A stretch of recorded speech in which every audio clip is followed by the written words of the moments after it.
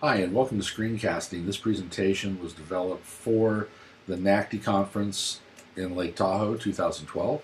My name is Steve New, and I'm going to take you through a few things about what screencasting is all about. One thing I do want to bring up, though, is we do talk about the various things we're going to be going over. There is a website out there, Google Sites. If I go ahead and click on this, the Google Sites page will actually give you all the information that I'm going to be doing here today. You have the presentations up here at the top. If I click on presentations, it will actually take you to the presentation I'm doing right now, NACTE 2012. And there it is. Also, as we go around this website, you're going to notice there's other things as well. I have an ACT 2010 presentation on podcasting that's out there. I have conference notes to various conferences that I've attended that I'm going to be sharing with you. Right now I have two up, Q 2012 and ISTE 2012.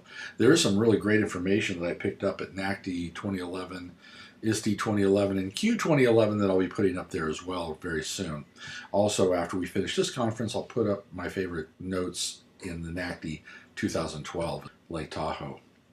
Video tutorials. I do have a number of video tutorials you can take a look at. This will give you an example of exactly what we will be talking about today.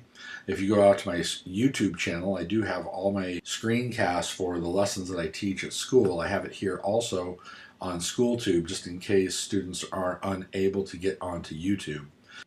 Get back to our presentation.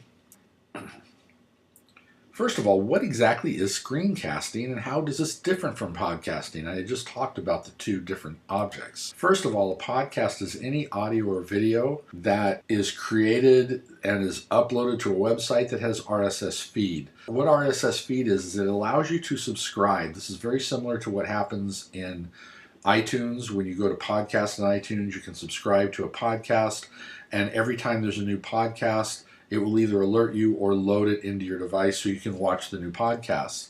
That's really all a podcast is. We use the word podcast too often for things that it's not. A lot of people refer to podcasts as any audio or video. That's not really true. Screencasting is a presentation that will capture the computer's desktop. Now, the thing is, a podcast, you can use an actual video camera, shoot a video, turn that into a podcast, or for that matter, there's a lot of just strictly audio podcasts. Screencast will capture your screen desktop. It will also capture, hopefully, the audio from the desktop, depending on the program you're using. And it will also capture the external microphone so you can talk as you go on. And that's basically what a screencast is. So in other words, a screencast can also be a podcast. So any screencast that you create can be turned into a podcast. If you want to know more about what RSS is, I offer this link. You'll also find that in the notes that you can go out to Wikipedia and see exactly what RSS feed is. So how can this help me save time? There's a lot of things you can use screencasts for. I'm not going to read over every single one of these, but I'm going to pause at some of my favorite. Homework. Awesome way to get students information to them before you actually cover it in class. This is what's also very integral in flipping the classroom. You've probably heard that. We'll talk about that in a minute. Also, substitute lesson plans. I use it a lot for my substitutes. If I ever have to be gone for either a conference or a training or for whatever reason and I'm going to need a substitute for that day, I will have my lesson already created as a screencast that the substitute can put up and actually have me instruct the students, and they don't have to miss a day because I'm not there. I also love it for the absentee students, especially during flu season. How many times we have students that are gone, they come back and they're lost. If you do it in advance, they can get this lesson from home and be able to watch it while they're sick. I'm sure they're going to do that. But you can also have them view this when they get back to school, and that way you don't have to reteach. And then you go back and answer any questions they may have. Student presentations are great. A lot of times the students, if they have access to the software as well, they can create a presentation for class through a screencast. And a lot of times you can use this as supplemental material for the other students to learn from as well. Your imagination is going to be your only limit to this. I've used screencasting for so many things. It's really worked out extremely well in my teaching style. To flip or not to flip? This is what a lot of people are concerned about today, and there's a lot of talk going on about flipping the classroom. There's a lot of pros for flipping the classroom. One of the most important ones is you're going to have more time to reinforce that core information that you're giving to the students. A normal class time, you would actually spend 90% of your time teaching a lesson. Students go home, do homework on it, only to realize they didn't understand it and they can't do the homework. They come back and you spend an entire another day going over what you had taught the previous day. How would it be if the students went home and for homework, they were to watch the lesson? Now, they watch the lesson, they have questions, they come back. For class time, you spend the entire class time doing what they're supposed to be doing for homework so you can be there to answer the questions as the questions arise. Very effective. Now, the cons, not all students will have a computer, let alone internet access at home. This is really the tragedy we're facing in the United States. Added this extra little thing down here. I have 4 countries mentioned here. And these are only to mention a few countries that are putting together initiatives to get a computer in the hands of every single secondary student in their school system. This is monumental thinking, and hopefully we will be able to get to that point ourselves sometime in the future. What do I need, and is it going to be expensive? Well, actually, any PC or Mac computer that has a built-in camera and microphone, and to be honest, you don't always need a built-in camera. As you notice in this particular presentation I'm doing, I am only using whatever is showing up on my desktop. I am using the built-in microphone, but anyways, most PC or Macs, the one you probably have sitting at your teacher desk right now, will very possibly be capable of pulling off a screencast. The awesome news is it's also possible to use an iPad, iPhone, or an iPod, or any other smart device that has audio and video recording capabilities. This is kind of new ground that's only been broken within the last year or so, but it's amazing what's going on with these small devices and how effective they can be in creating screencasts for the classroom. Software, what are we looking at? Is this going to cost a lot of money? Well, in some cases, possibly. I'm going to cover the Mac first. Adobe Captivate 6 is part of the Adobe collection. Student Teacher Edition is $300. It will give you professional looking presentations, and the full version is the same as the Student Teacher Edition, only different pricing. If you are not a teacher, you'd be paying probably over $800 for this particular program. My personal favorite, and the one that I do use, is ScreenFlow. It's only $99. There is a free trial available. The free trial is pretty much the full program, with exceptions of when you export, you're going to have watermark across the center of your screen showing you that you haven't purchased it yet. This is one that you may want to take a look at, play with, try it out, see if you like it if you happen to have a Mac. And I do find this one to be a very powerful program. QuickTime X. Every Mac comes with QuickTime. This is free, and there are ways of creating screencasts with QuickTime. There are some limitations, however, so what you may want to do is Google search creating a screencast with QuickTime, follow the instructions, and see if this might work for you. Another one that I've always liked is Jing. It's a free program. The only problem is it is limited to only 5-minute videos. Jing is put out by a company called TechSmith. In fact, the next few items we're going to talk about are from TechSmith. But Jing is a very powerful program as well for what it can do. There used to be a program called Jing Pro. It was an annual subscription fee that you would pay. Jing Pro has been discontinued. TechSmith also encourages people who were Jing Pro users to switch over to Snagit. We'll talk about that one in a second, but the only thing about Jing is it is online, so that means your work is saved online in the cloud and it's not necessarily on your desktop. Snagit, instead of being an annual subscription, $49, you own it, it's on your computer, and you're good to go. And then finally, Camtasia for Mac, $99. This is also by TechSmith. Very powerful program as well. Along the same lines as a ScreenFlow or Captivate. But once again, my suggestion is you pick the program you like, you learn everything about it, and use it. So these are only a few, by the way. There are a lot more out there. I just kind of picked my personal favorites. Now, for the PC, we have, once again, Adobe Captivate for $299. We also have Camtasia Studio by TechSmith for $299. This one is a much more beefed up version than what we had before for the Mac. Cam Studio is a free version, kind of a light. Jing is also available for the PC, because remember, it is cloud-based, so that means there is no software on your computer, so it's going to work for either Mac or PC. Same thing, Jing Pro is discontinued, but Snagit still exists for the PC as well, for the same price of $49. The iPad apps. This is where it gets exciting. I've been playing around with these. I'm hoping to have a moment in a little bit to show you a few things you can do with this.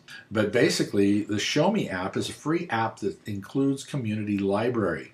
The Community Library are other screencasts that other teachers and students have created and uploaded to the web. You can actually access it from your iPad and watch those videos. You do not have to create your own if there's already one out there that you like. So this is a really great thing about Show Me. A Screenchomp is put out by the TechSmith company. This is also a free app, and it works very similar to Show Me, but once again without the community library. Explain Everything is a very powerful and a very favored program, and for $2.99, it sounds really cheap, which it is, but in the app world, that's actually a little expensive app. I mean, normally they're 99 cents. Sketch is an app, a free app, that will allow you to annotate images only. Now, you can do annotation and Explain Everything, but if you just wanted to kind of dress up a specific image, adding text, adding arrows, adding whatever you want, you can do that through Sketch. But it's not a video, but it's something you can create the image and then port into either Show Me, Screenchomp, or Explain Everything. And last but not least, what I wanted to bring up here, I have it twice, PhotoPlanet Free and PhotoPlanet. They are very similar. In fact, they're almost identical to each other. The main difference is PhotoPlanet, the paid version, does not have in-app purchases. PhotoPlanet Free, there may be a few images that you do have to pay for. Now you're thinking, well, it's PhotoPlanet Free, this is royalty-free images. What you need to understand is royalty-free does not necessarily mean the image is free. It means that the image can be used and duplicated within your projects for free if you buy the rights to use them or if they're offered free of charge. So that's basically what royalty-free means. How do I get my screencasts in front of my students? Well, there's a number of ways that I've experienced myself personally and that other people have. Classroom website. A lot of teachers that I know set up Weebly sites. They'll set up a variety of other type of websites. I personally like Google Sites. I'm going to go ahead and click on this so you can see what Google Sites are all about. I've actually set up one for this presentation and for presentations to come called Steve's Tech Corner. We looked at that a second ago. And it allows you to create a website fairly simply with a lot of different things within it. We can actually look at the presentations or conference notes, video tutorials, links, or sitemap. And that's all built within Google. Now, it's a free service. Does not cost anything to create. If you are part of Clark County School District, you have myccsd.net. By going into myccsd.net, I can actually search for a staff member, or if it's me, I can log in with my username and password. We'll go ahead and log in. So if I was a student, this is what I would see. Type in the teacher's name. And as far as I know, it's an unlimited number of pages you can create. I've created a lot of pages out here. I have my home page, which is my lobby. I have for my graphics class, my broadcast classes. Then I have my training videos where I have like Final Cut Pro training for eStech. If I click on that one, I now have a setup here where I can go out, click on Notes and Outlines, where I actually have files and links to videos. Like right now, this is a Startup and Capture audio file. Here's a link to a video that will actually show the student the introductory lesson on the theory of additive versus subtractive editing. So these are things that you can create and post out at myccsd.net. You can also do podcasts. I do have an area out here where I have podcasts called Better Living Through Podcasting. And I can actually do a podcast where the student can subscribe. Now, the only problem is with uploading your videos to myccsd.net, you are limited on how much video you can upload. You will be cut off. However, you can always create another page out here that will allow you to upload more videos. But I kind of find that to be a little bit annoying. So what I started doing is just linking to SchoolTube or linking to YouTube. I talked about SchoolTube. If you're not aware of SchoolTube, SchoolTube is actually a site very similar to YouTube that allows teachers and students to upload videos in a safe environment. All the videos out here have to go through a moderator, and they are also checked out randomly by the SchoolTube staff. If you sign up to SchoolTube, you will be the moderator for your school. That means that any video that's uploaded, you will get an alert. You'll need to go on, look at it, make sure that there's no copyright material or objectionable material, and then click approve to allow it to be posted. So this is a great way for students to look at other videos from other schools. Also a great way for you to post your videos. You can also set up a channel, and a channel basically means all your videos will show up in one location. If I go to the East Career and Tech channel, in fact, if I just type in East Career, I have here East Career and Technical Academy Las Vegas, and this actually now puts you to all the videos that we've created and posted within our school.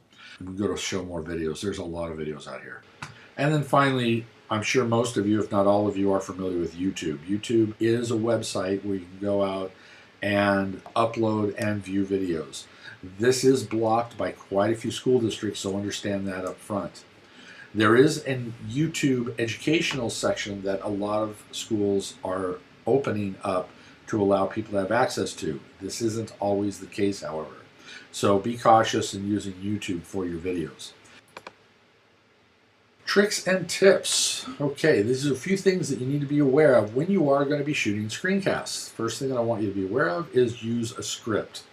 You don't always have to have a formal script. If it's information that you're familiar with, you can use an outline, such as what I'm doing for this particular project right now. If it's something that needs to be more exact, you may want to actually do a 2-column script. You can find one of those in myccsd.net if you type in my name. I do have a 2-column script out there. I may be posting it to this website as well, but just understand that that is extremely important. It's going to save you a lot of time in the long run. Also, do not disturb. Make sure you're in a room where you won't have disruptions. Quiet room where there's no outside noises. You won't be bothered by students. So this is something you've got to be careful of because that will add to editing. Shut down all of the programs. Depending on the speed and power of your computer, a lot of computers do not play well when there's too many video type programs out there. You want to make sure that you don't have anything that's going to disrupt the smooth running of the video program. The record volume is important as well. Sometimes some programs will actually have a meter so you can see where you're at. I would suggest go into your system settings and make sure that your record volume is set at a good volume before you begin. I have had problems in the past where I've actually done a screencast and the volume was set too low and it was really hard to hear. You want to make sure that you speak clearly with a speed that is just right. You might want to run a test the first few times that you create a screencast to make sure that you're not talking too fast or that you're talking too slow. Too slow, you're going to put your people to sleep. Too fast, and they won't be able to follow you. So you got to find that Goldilocks zone of being just right. And also be aware of quirks in your speech. We all have them, at least most of us do. The point is, suffice it to say, the bottom line is, as I was saying, so, all right then. I mean, there's little things, little quirks that we say in our speech, and we often say them too much. Be aware of what they are and don't do it. One thing though, if you do have that habit and you don't catch it till you're done recording, remember that you can always edit. Don't be afraid to learn how to edit. Don't just put up the one video. In fact, I have stopped and restarted so many times in this video, and what you're going to discover when you watch it, it's going to look and sound fine. But what's going to happen is there's going to be a lot of stuff in between. In fact, right when I said the word between, I said something after that before I started again, and I cut that out. You probably didn't even notice. It was so smooth the way the edit works. And remember the KISS theory. In this case, it's keep it short and simple. The shorter the video, the better. Students are not going to be able to sit through a long 20-30 minute video. The rule of thumb is 7 minutes average. It's not a coincidence that the cartoon world limits their cartoons to average 7 minutes long. Why? Because that is the average attention span of a child. And if you're teaching children, they're not going to last much longer for your lessons either. And last but not least, pacing. Make sure that you have nice pacing, that you move from topic to topic smoothly and quickly, and you're not dragging things out too much. We're not going to take a look at the tools in this video presentation. You will have a chance to see them in the live presentation at NACTE. However, I do encourage you to go out to the web and take a look at a lot of the programs that are out there that we've discussed and see what those look like. So that's basically it for this lesson, and I want to leave it up to you to go out to the notes at the Google Sites Take a look at all the links that I have out there. There's a lot of extra links that I did not talk about on this video. In fact, there's links on Flipping the Classroom that I would highly recommend you look at if you are interested in doing that. I also have links for royalty-free music. I want to encourage the fact that you never use copyrighted material in any of your videos. You never know when you're going to want to upload them either to YouTube to be able to get money from it or upload it to SchoolTube, period. And if there's copyrighted material, you won't be able to use those videos. So make sure that you keep that in mind. So that's it for this presentation. I hope you enjoyed it. Feel free to contact me through the link in the website, and thanks for watching.